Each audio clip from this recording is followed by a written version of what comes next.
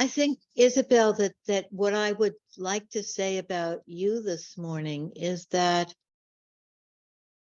you have a very unusual combination of activism and spirituality and focusing and um, the kind of a protest spirit that we need, married to uh, a deep sense of hopefulness and trust and embracing the whole us, including the people that we're upset with, and I love that about you.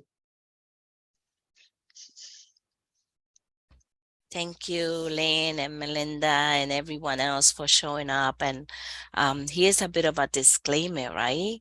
I'm a human being having a human experience and really noticing what I gotten better at throughout the years is noticing when I'm out of alignment with the divine, whatever the divine may be for me in that given moment, right?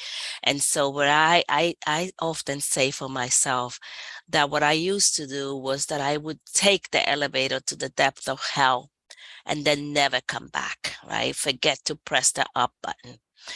And now what I really am more conscious of, it's how long I stay there.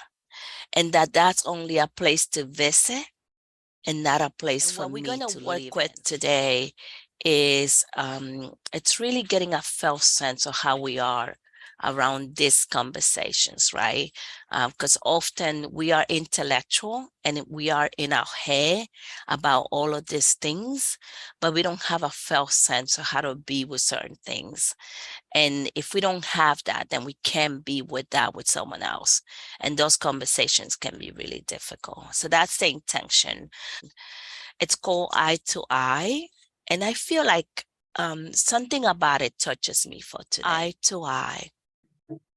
Please forgive this interruption. I'm forging a career, a delicate enterprise of eyes, yours included. We will meet at the corner, you with your sack lunch, me with my guitar. We will be wearing our famous street faces, anonymous as trees. Suddenly, you will see me. You will blink, hesitant, then realize I have not looked away. For one brave second, we will stare, opening from borderless skins. This is my salary. There are no days off. Wow, that's amazing. And so the reason why this piece speaks to me, it's because there are no days off from us holding each other and looking at each other in our eyes and seeing each other's humanity. So this is a holiday, right? Which for many of us mean resting, taking time away from. And for me, really what it means is that we don't take time away from holding each other's humanity, for holding each other's authentic self. In the Buddhist tradition, our own Buddha nature, for seeing the Buddha nature in other people. So there's no break from that, right? There's no breaking away from that when we're walking down the street here in New York City and we see a homeless person in the corner.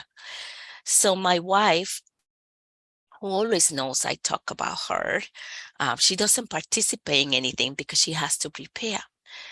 Around where she works in Astor Place, and I don't know if you're familiar with New York City, Astor Place and Broadway is really busy. It's kind of like a congregation of people. And she knows every homeless person around there by name, and she keeps track of them, right? She knows when they haven't been around. And then she asks the other homeless people, have you seen so and so? And then she hears that so and so was in the hospital, that so and so was, in a treatment program. And I just love that about her, that she goes beyond looking at the person laying on a blanket or laying on a cardboard and looks for this person's humanity and who they are. And who they are comes through by knowing their stories, by knowing their name. And so I appreciate that. And so the next thing I would like to invite all of us into is to take a moment to really notice in the shoulders of who you stand today. It may have been a mentor. It may have been a teacher. It may have been a friend. It may have been a tree.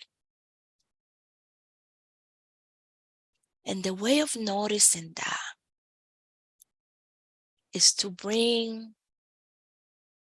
to this moment curiosity as to when was the first time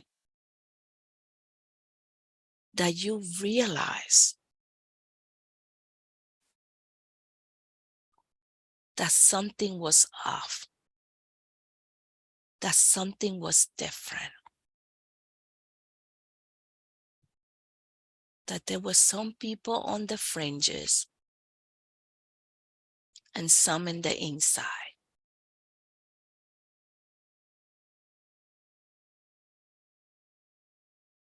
And you only welcome in that moment and acknowledging it, and then setting it aside. And now the invitation is to notice, when was the first time that you realized that you were going to dedicate yourself to being a bridge builder? Whether you were doing that as your work, your passion, your hobby. When did you first realize that for you, building bridges was more important than tearing them down?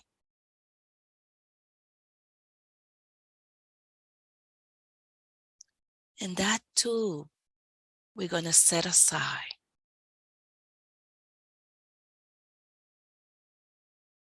And what you're going to notice now is in what way do you want to continue to move through life, building bridges in a way that is effortless?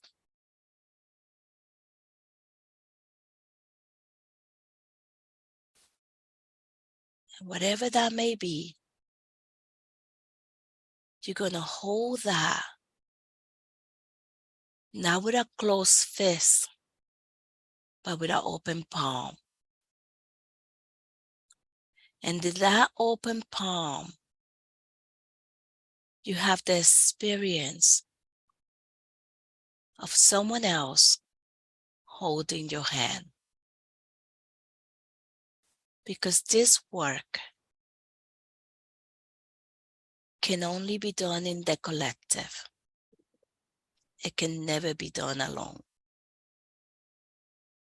And whenever you're ready, we'll come back here to this moment. And we are breathing the same air, even if we are separated by distance, by geographical location. We are still breathing the same air. And our heart is vibrating together.